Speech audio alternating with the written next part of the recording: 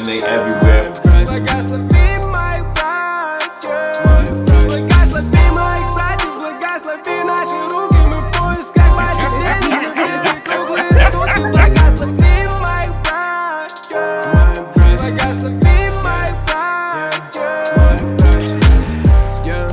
Я скрутился бен, потом я выдыхаю. It's the best jam I have ever eaten. Oh, wow. I have that as a testimonial. И не играй со мной свою роль. Со мной молодые братья. Мы возьмем котлеты наличных себе на завтрак. Сегодня-завтра, неважно как я. You, эй, yeah.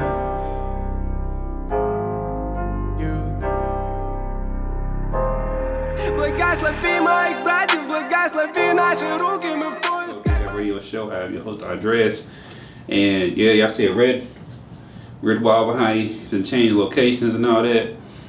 One day it's gonna be green. But anyway, I have another guest for y'all. I have Miss Katrina Cohens, who Cohens Consulting, right? Yes. Yeah, she Consulting Services LLC. Look, she's featured in Making Magazine, so y'all go make sure y'all pick up this issue. Look at that. Big old spread. Yes, it's the leadership edition. Yeah. I'm about to skim through here so I can get some good. Oh, okay. It's just one page. You got over 20 years of leadership experience. Yes. That's what's up.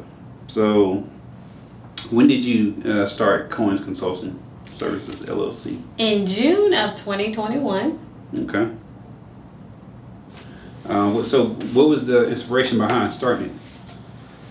Okay, so on my full-time job, I kind of discovered that I had what I call a superpower, able to kind of turn things around for people, help motivate, and help them meet goals and develop their potential. So I was just like, I really enjoyed doing that. So I was just like, well, I can, do this for other people as well. And so that was kind of like why I started my business, because it was something I really enjoy, working with other people, motivating them to reach again their full potential. So. Okay, so first time starting a business, I imagine. Did you have anything to draw from as far as resources from other people that started businesses or people in the family to be able to, get that individualized or mentorship to let you know to avoid these particular pitfalls? Or I think my mom has owned her own business, even though totally different type of business. She's been a nightclub owner before.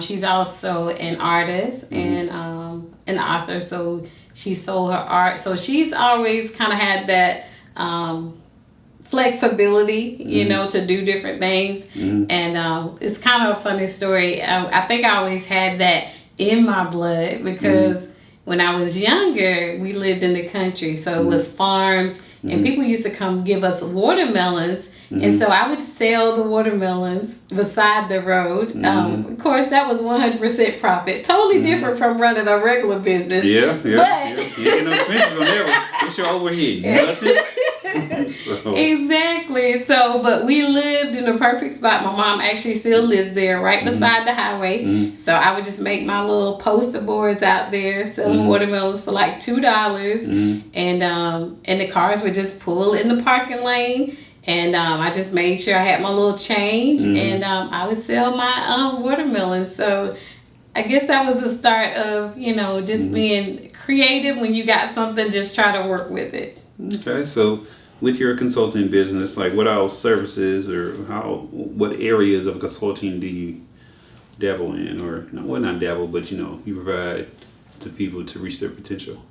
Okay, well, my specialty, I would say my niche, because everybody say kind of niche down, is working with women in leadership, because that's, my field, that's my expertise, because I've been in leadership for over 20 years. I also have a master's in business, and I also have a diversity and inclusion certificate, just a few things. So I feel like with the education and experience that I have, it puts me in a position where I can work with other women in leadership to encourage, to be a support. And I know, you know, with me, it's different sometimes with women. You know, we have different challenges than other people. And so that's mainly my focus, is working with women, dealing with different challenges, with confidence, and also work-life balance. Because for us, traditionally, we have family, some of us have spouses, and then we have work. And so it's so important for us to try to be as balanced as we can to keep things in order. So that's what I specialize in. Yeah, because I was actually about to ask about that, you know, with the confidence, and then, like you said, work balance, because, you know, like you said, traditional lives, you know, I think we're starting to, as a society, starting to change that narrative. I see it changing. It's not changing as quick as I think it should change.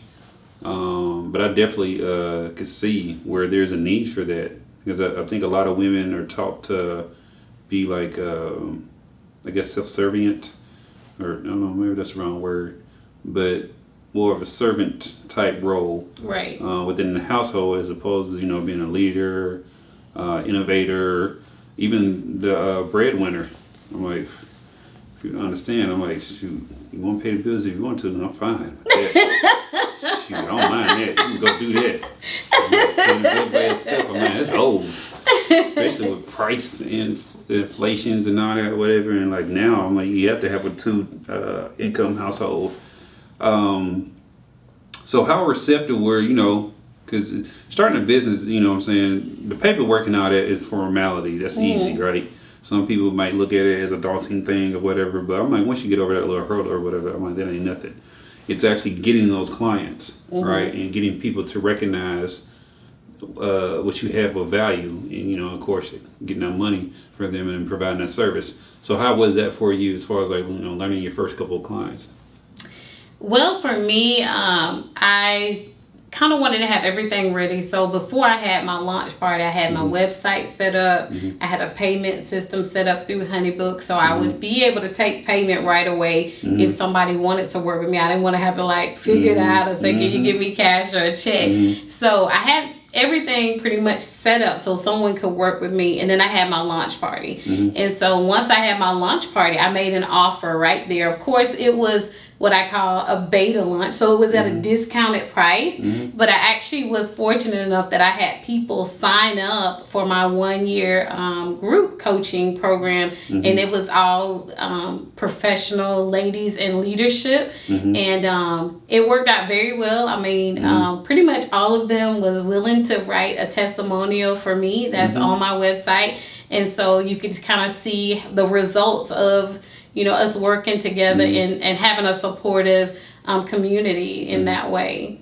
What's been the biggest challenge that you've seen from women in leadership positions? Like, what are they dealing with, like, now that where they're trying to get over that hurdle?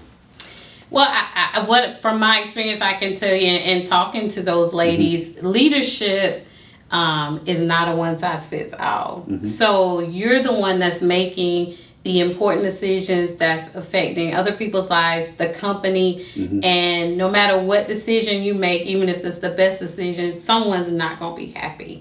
And so those situations work on our confidence, how we feel, and so we can look ever so amazing on the outside, but not feel amazing on the inside. So that's the kind of support, is helping, you know, being a listening ear, helping how to, you know, work through certain things and how to deal with people, because that's what leadership has taught me. And one of the major things that I learned through getting my MBA is how to deal with people, because again, you are not going to make people, not everyone, happy all the time. And then you have if you're working on a job, people above you that you have to be mindful of, and the people below you. So you're in a position where it may look glamorous a lot of times, but a lot of times it does not feel glamorous. No, I said, I think this room trying to kill me or something. But yeah, I definitely see that. What did I do? Yeah, like kick up some dust or something. Anyway, to get to her in, she under vacuum or something. Put down some carpet seasoning. I could definitely see that, where one leadership, because when I used to work, I call it being on the plantation. When I used to be on a plantation, that was many moons ago now. Like what was the last time? Back in 2013. Because I quit actually. In a couple of months would be my quit anniversary. I don't know if that's a thing or anything. I just made it up. Okay. But yeah, back in 2013. But I used to work for Norfolk Southern, and I hated leadership. I hated management. One, because of the way that it was set up. I was a union employee. They were like corporate, and it always was button heads.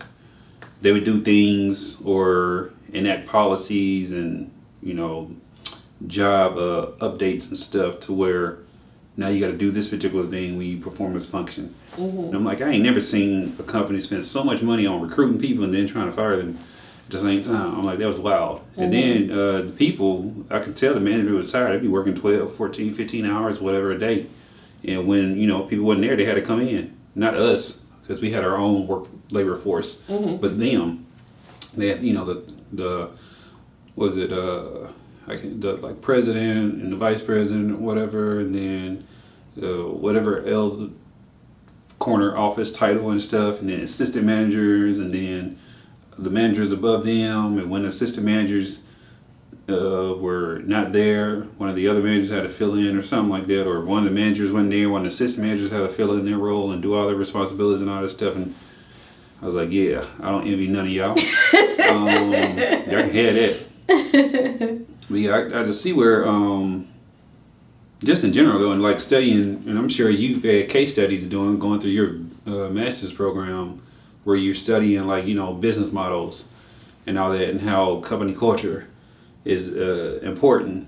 Some companies actually, really have great company culture. Some companies do not.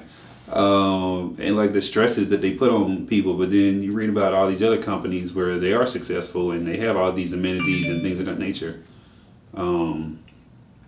So yeah, I could definitely see that. So as you shape your business, are you pulling from all that experience and what do you want to do with yours? Do you want to get it to the point to where you are competing at a high level, or what's the goal? I do at some point, but as you know, with a new business, it takes time. So I have learned to be patient, because I was already used to being in an environment that was already developed, so I could make results happen pretty quickly.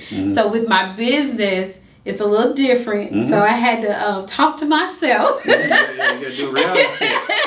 Self, yes. Yes, Katrina, hold on. This is new. Yeah. And my mom, talking to her as well, and she said it's good that it's slow, because what if it was super busy? I wouldn't have time to learn, how to make it work for me. And I would actually probably be out of balance, trying to figure out how am I going to still continue to work this full-time job and then deal with all this. So, and look at it. Be able to. Exactly. And then sometimes things jump off quickly, but then it don't last. So I would rather it start off slowly and then build up. And then so I can sustain it. But I've also worked with some individual clients because, believe it or not, sometimes,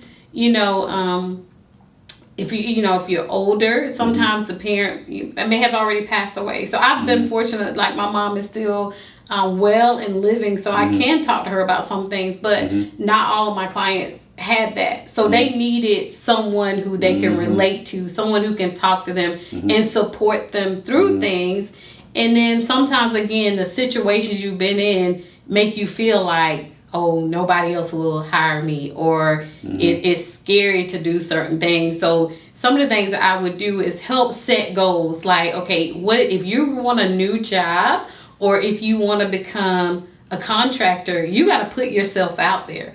So every week they would have some goals that they would need to do, whether it's posting or applying to so many. And so I was their accountability partner, because they were, sometimes if it's just you and you don't feel that great about it, you'll keep putting it off, making excuses. But when you work with me, you understand that when we talk again, there are certain things that you need to have done because, you know, you only need to work with me if you're ready to make some changes and you're going to be accountable, because otherwise you're wasting your money. So we're here to get results together. And so when you have those things you're going to do, and then when you start seeing results, the confidence automatically comes up because you feel good about it. Like, you were right. Like, people do want me. People are interested. People are calling. And so, that's the kind of things that I've seen. And even though I haven't had a lot of clients, the clients that I have had that had success stories, it made me feel amazing for them to achieve, you know, their goals and results that way. Well, I imagine we want a whole lot of clients anyway, because like you said, they're either fall off or whatever, and then like what you offer is specialized, right? And it's for the professional person, or the person who's being aspirational to be professional. Right. It's not for just the everyday person who just, a job is a job. This your service is for people who actually want career and career development, right, and to rise, not to stay stagnant. Right. And I'm sure like you have people who inquire who fit like, you know what I'm saying, the stagnant part and don't like really understand. Is it hard, like, no, not, I'm like, you know, I'm like, you don't want those clients anyway. But is it when you put yourself out there as a business and you letting people know what you have, one, it being a service, you know, it's kind of hard for people to see the tangible aspect of that. But then two, is it hard, like, really attracting the ones that you want to attract as opposed to the ones that are attracted to you? Well, I would say you will attract some of both, but I do a 30-minute discovery call with everybody to make sure we're a good fit, because I need to know if you're a good fit for me, and then you need to know if I'm a good fit for you, you know, because we you know, if we're gonna work together, we need to be on one accord, and have, you know that we're not just talking to be talking, because sometimes I've had people that, you know, really needed counselors instead of a coach, because if you just want somebody to talk to, or you want to deal with past issues, that's a counselor or a therapist. For me, if you want to focus on your future and development, that's, you know, you would work with me, because I want to help you get to the next level. We're going to work on future goals, and that's going to require you to take some action. You know, I'm not going to ask you to do a lot at one time, because I want it to be sustainable. So we're going to set goals that you can, you know, sustain, and that you won't revert back to old habits. Because that's what tends to happen. If you ask people to do like a whole lot, like you run this marathon today, they probably can do it, but the next couple of weeks, you done burn them out. They can't, you know, maintain that. But if I just ask you, you know, let's walk 1 mile, you know, a couple of days a week, and then they start building up, you know, their endurance and the expectations, and you know, then they can maintain that, because that's the goal. You don't just want to reach a goal, you want to maintain it, and actually probably set bigger goals once you achieve those. But you got to take action. It's not just, you know, talking about it. You have to be about it and put some work in. As you build out your business, and, you know, you do more clients and stuff, your time then becomes more constrained. So do you think you'll actually go to a model where, like, you'll put something in like a digital format or something like that, where people could just buy online, take the course, work the course, and then get the results that way? Or how do you see that? Yes, that is my plan. I just got to get it set up where I can do that. But I do have a program that I actually do. It's a 12-week program. So I do plan to put that in a course, and then that way, you know, it could be purchased. But, and one thing that I found too with professional women, it's not that they can't afford my services. A lot of times it's a limit of time, or they're making time to do certain things that they need to do. And so I think that would, you know, for someone who'd be like, well, I need these services, but I cannot meet with you once a week for 12 weeks.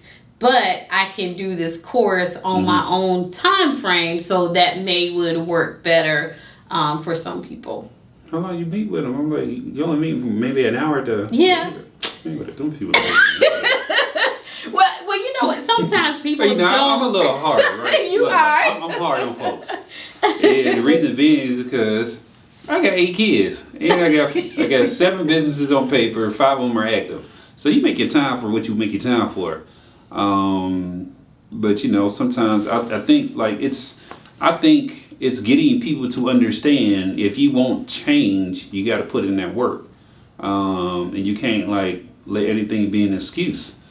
It's like if I let stuff that happens to me be an excuse, then I don't accomplish what I accomplished, right? I'm like, I've had a lot of barriers just in like keeping Bang That Radio Show going for 6 years, going on 7 in February.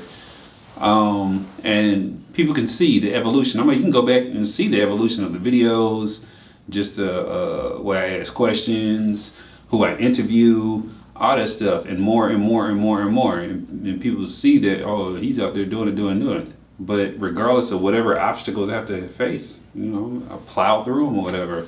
And I don't make excuses. Like I've had situations where I had to go interview people or whatever, and I got kids. And I'm like, yeah, roll with me. Come on, let's go. Yes. You gotta do what you gotta do. I literally had a few interviews where I had like one of my youngest at the time, like an infant, just sitting there in my lap while I'm doing the interview. Okay. And like to me, just is what it is. Now, of course, I'm able to do that because of my environment and stuff or whatever, and the way that I set it up for myself. But I wasn't gonna sit there and just cancel on them just because I didn't have someone that could, watch my child at the time. But yeah, no, sorry, I don't like excuses. Excuses, what they say? It's a saying. Excuses are tools of the tools. What? Oh, see, I can't even remember the saying. It's a saying they had back in the day. But anyway, they end up building monuments to nothing and places to nowhere.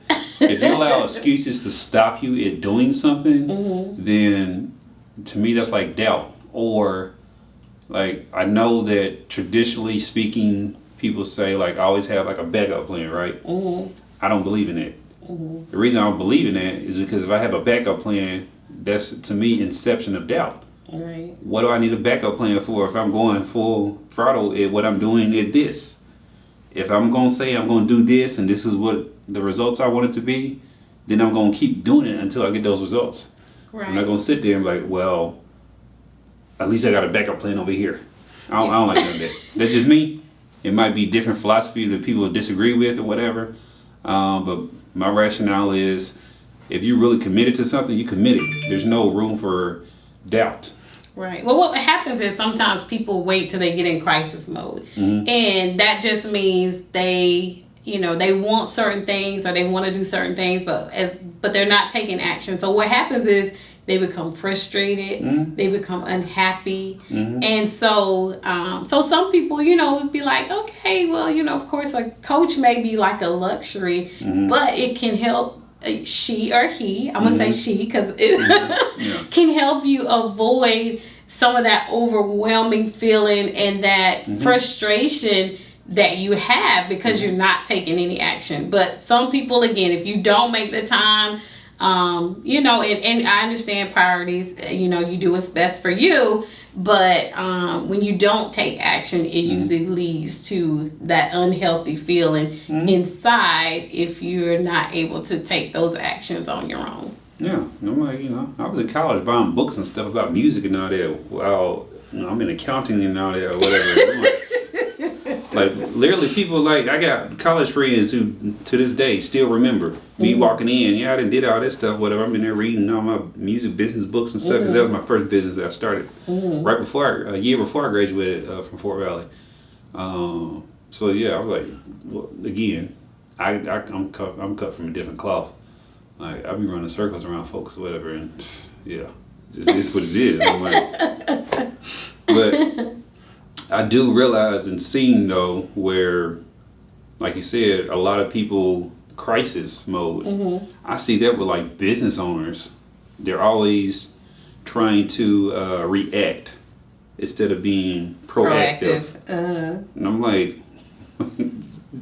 it's hilarious to me or whatever, but of course, I guess maybe it's my delivery or whatever, and at this particular point, I'm old enough to where I don't care anymore. So it just is what it is. They're not paying my bills, so I don't care.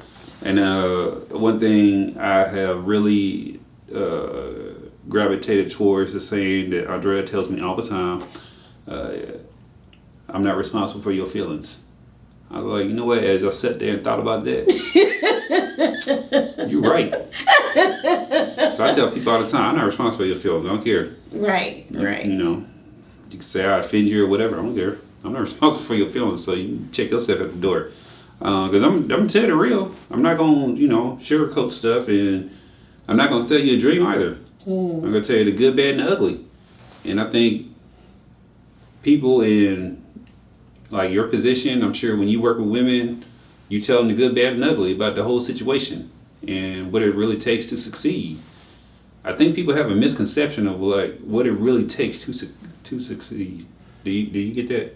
Well, I think sometimes, if you think about it or they think about it, if you continue to do the same thing, you're going to always get the same results. Mm-hmm. So you have to be intentional about your actions and what it is that, you want to do, and also to be consistent. Because I remind myself of that all the time. And so when I post things on Facebook, a lot of times I'm talking to myself, but Is really. it sticking though with everybody?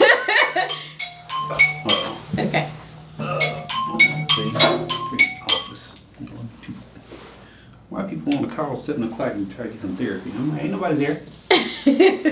But that's okay. But again, so I'm posting a lot of times things that I'm thinking are reminders to myself, but then, other people can relate to it as well. But, about being another thing that is, women tend to do, and I'm being more intentional about, is we've been taught to be strong. But I think it's so important, not just to be strong or not just to focus on that, but to be well. If your mind isn't right, if you're overwhelmed, if you're stressed out, you could be however strong you want to. You're going to have a breakdown, at some point. So those are the kind of things that I post, like being intentional about being well, like take care of yourself, take time out for yourself, to do things that, make you okay. I was reading an article where some guy, a millionaire or something, said that, or multimillionaire, he was like, that's one of the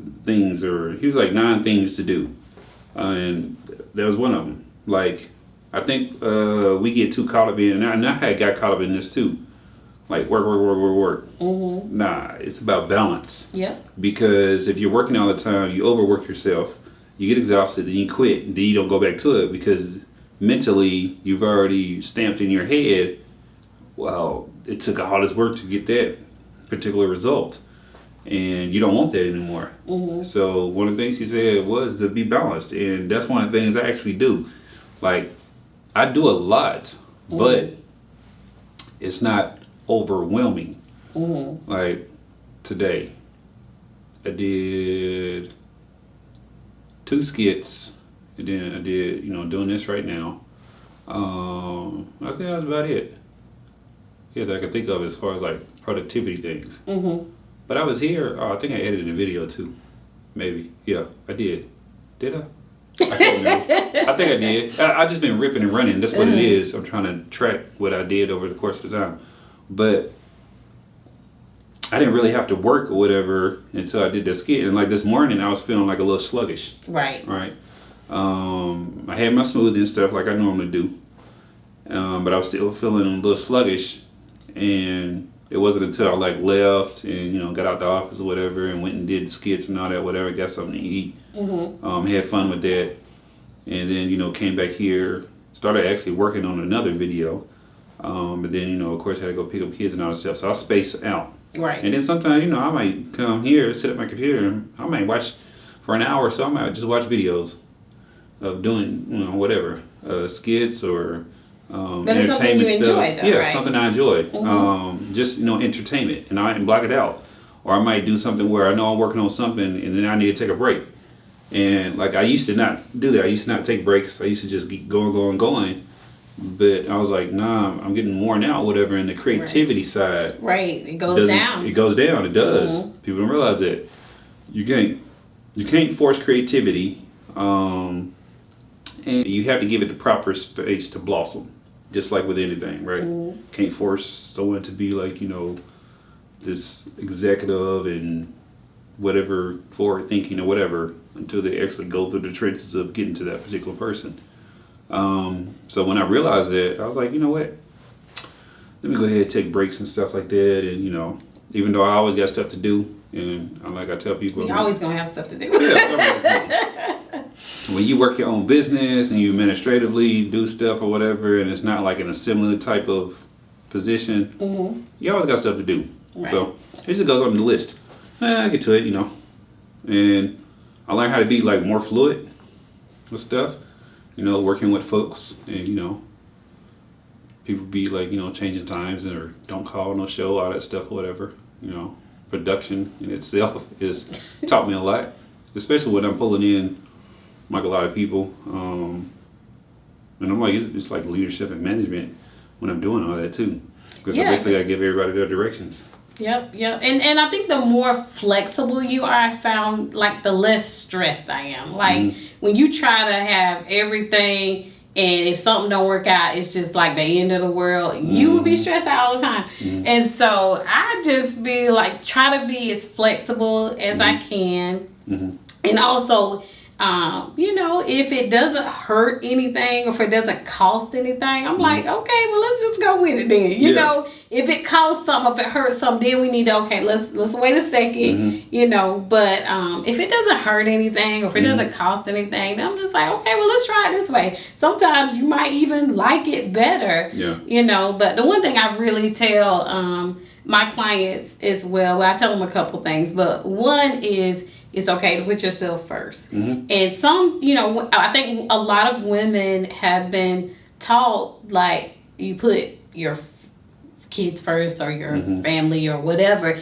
And not to take this the wrong way, but what happens when you put yourself first, you give everybody else the best version of you. Yeah. Because what happens is you always putting everybody else first, even though they're usually good with that, but you're going to be unhappy. Yeah, you're going to be empty. Yes, because, if you're the one always giving and never being able to do anything or take for yourself, you again brings overwhelm, frustration, unhappy. And so when you put yourself first and do some things, and not that you can't put other people first sometimes, but it's important to give yourself that as well, so you can give people the best version of you. And all of us happy, because when Andrea's happy, you happy, right? Yeah. Happy wife, happy life. Exactly. So that's what people need to understand. Like, when I can give people the best version of me, it's a good thing, you know. So, but sometimes, you know, when you're not brought up that way, you know, it's an adjustment to be, because you have to be intentional. Another thing you got to be intentional about. And also learning to say no sometimes. But no is the best word in the dictionary. Shoot. Like, you know. Because you can always come back and say yes later on. But if you say yes and then say no, you look funny and everything. Yes. So I know you're doing a retreat in January. You want to talk about that? Yeah. So January 20th through the 22nd. I'm having a women's retreat, the Reframe and Release. And so it really has a lot of wellness components, also empowerment components. We're having some meditation and gentle yoga, some vision boarding and goal setting for 2023, you know, new year, new goals, get it started off right. And then be teaching some empowerment workshops dealing with, again, challenges, confidence, also dealing with imposter syndrome, because again, those situations that we face will make us feel like we don't deserve to be where we at, or and when you're such the expert on that, and you deserve to be where you are, you wouldn't have gotten there if you did not deserve it. But being able to deal with that, and I also will be teaching the art of positive thoughts and positive mindsets. Because if we're honest about it, everybody has negative thoughts sometimes. Yeah, I'm like, it's human. We're all human. I'm like, you have negative thoughts all the time. What you do with those thoughts. Exactly. So it's important to be able to, be able to turn those things around. And what I do, even for, again, I know this because I deal with it and do this for myself, is when something starts coming up in my head, oh, this is not going to work out. People not going to do this. I just started, talking about, I am the expert on this. People are going to register for my retreat. I start saying the opposite, and I write it down as well, because you write it down, and and the amazing thing about your brain is, even if you get those negative thoughts, when you start telling your brain something else, it's gonna figure out how to make it happen. And so, so that's what I do. I'm just like, no, I'm not finna go there with you today. We finna do the opposite and just learn how to, speak life and to get those positive thoughts and condition our mindset to be where it needs to be, so it works effectively for us. Yeah, I definitely agree with that. The positive, be pushing out of negative people away from you. I love it. So let everybody know, how can they get more information? They want to sign up for the 3-day retreat, and how to follow you and all that good stuff. All right. Well, for the retreat, it is on Eventbrite under the Reframe and Release Retreat. You can also go to my website, which is cohensconsulting.biz, and click on the tab for retreat, and it'll take you straight to Eventbrite. I also have a couple ways that you can save on Facebook.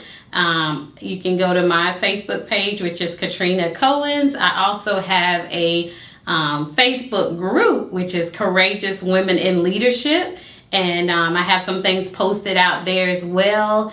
My phone number is 352-519-8090, and I'd be happy to talk to you. What area code is that? What is that? That's the Florida area code. Yes, I'm originally from Florida, but I've been in Macon since 2018, and I would say I truly love it here. This community has been very welcoming to me, so I'm here to stay. Just a side note, you listen or watch The Breakfast Club? I haven't, not too much. The common theme on there was Charlamagne. Oh, you talking about? He said Florida people crazy. But no, there was in Florida, I believe. Yeah, I think it was Florida people. 2 guys were shooting at each other or whatever, and they hit each other's daughters. And I'm like, road rage. I was like, man, people crazy. Well, I'm not gonna take that, because I'm like, it's a lot of shooting going on in Macon, so you can't be talking about. I'm just saying, like, as far as like when they report stories or whatever on the Breakfast Club, a good 70% of them come from Florida. Oh, a person trying to ride an ATM out of I'm gonna send them to you, but no, that. We need to go. What part of Florida though? What part of Florida is it? I moved here from Gainesville, Florida, but I grew up in a small town called Chiefland, Florida, and actually my mom still lives there. Where's that, like, in Florida? Chiefland? Yeah. It's like 35 miles west of Gainesville, so Gainesville is like central Florida. Yeah, so like Orlando and Gainesville around the same central Florida. Kinda, but Orlando is like 2.5 hours more south than so than Gainesville. Yeah, so you get to Gainesville first. Yeah, so in there, what is in Gainesville? Isn't there a school or something down there? Yes, the University of Florida. So the Gators. Oh, okay, gotcha. Yes, Gators. That's where the Gators at. Oh, okay. Yes. That's what's up. So I that's why I tell them I'll go for Georgia as long as they ain't playing the Gators. I'm not a Georgia fan. I don't really care. I'm like, they got the little, the joke now or whatever, since they won a championship. Can be like, I guess, getting on them or something like that. But anyway, I'm like, it took them like 56 years or whatever to do that. But yeah, now back in the day though, I used to be a Seminoles fan. But then, it's just, I ain't watched college sports in a long time. I ain't had time. Oh, Okay. Well, Yeah. my daughter is a big Gator fan, and we have Gators and Seminoles in our family. Of course, that's went to college. So sometimes when the Gators and Seminoles play, they be some some talking going on. Yeah, I get that though. You know what I'm saying? That's what's up. We ain't gotta deal with all them hurricanes anymore though. Yes. I'm But sure. sometimes they be trying to come here. But yeah, I don't miss. They tropical storms when they hit here. But I don't see how people live in Florida. But anyway, that just because of the hurricanes, not because of the other stuff. But Right. because of the hurricanes, I couldn't. That's not me. Yeah. But anyway, appreciate your time, man. Appreciate your story. Thank you. Yeah, make sure y'all go and support. Go to Cohens Consulting Biz. See, I can't even read. And that's B-I-Z. Not B-I-S. That's B-I-Z. Y'all go and y'all get y'all tickets. Y'all hit her up. The Facebook group. I thought that's dope that you got a Facebook group where you're helping folks and putting information out there. And then if you have not, go and download the Bang That Radio Show app. I'm trying to get 2,000 downloads. We're going to get there. I think I'm at 1102 or something like that. I can't remember. I saw it then. Anyway, y'all keep on supporting and then also send those stars. See?